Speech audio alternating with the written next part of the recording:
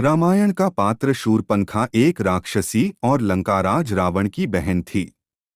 लेकिन एक कथा के अनुसार द्वापर युग में उसे विष्णुरूप राम के ही दूसरे अवतार कृष्ण की पत्नी बनने का सौभाग्य प्राप्त हुआ।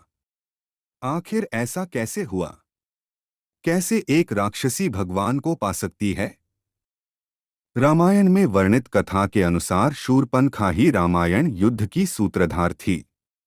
14 वर्षों का वनवास काटने के दौरान लक्ष्मण को देखकर उनके रूप पर मोहित होकर उन्हें पाने की इच्छा से प्रणय निवेदन करने पर लक्ष्मण द्वारा अपमानित होने पर शूरपणखा ने यह बात लंकापति रावण को बताई।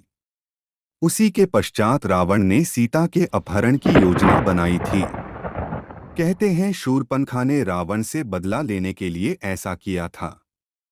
लेकिन राक्षसी शूरपणखा वास्तव में इंद्र के दरबार की एक अप्सरा थी, जिसे एक ऋषि के शाप से राक्षसी के रूप में शूरपणखा बनकर जन्म लेना पड़ा था। कथाओं के अनुसार शूरपणखा के रूप में जन्म लेने से पूर्व वह इंद्र के दरबार में नयनतारा नाम की एक अप्सरा थी। एक बार नृत्य करते हुए जब वह आंखों की भंगिमाएं दे रही थी, तभी इंद्र उस पर मोहित हो गए और उसे अपनी प्रेसी बना लिया। इंद्र को पता था कि नयनतारा की आंखों के आकर्षण से कोई नहीं बच सकता। इसे समझते हुए इंद्र ने एक बार ऋषि वज्रा की तपस्या भंग करने के लिए नयनतारा को धरती पर भेजा। ऋषि की तपस्या तो भंग हो गई, लेकिन उन्होंने क्रोध में आकर उसे राक्षसी बन जाने का शाप दे दिया। इसे भयभीत नयनतारा ने ऋषि से उससे मुक्ति के उपाय भी पूछे। तभी ऋषि ने उसे बताया कि सतयुग में राम से मिलने के बाद ही उसे इस शाप से मुक्ति मिलेगी, जब वह भगवान की मदद करेगी।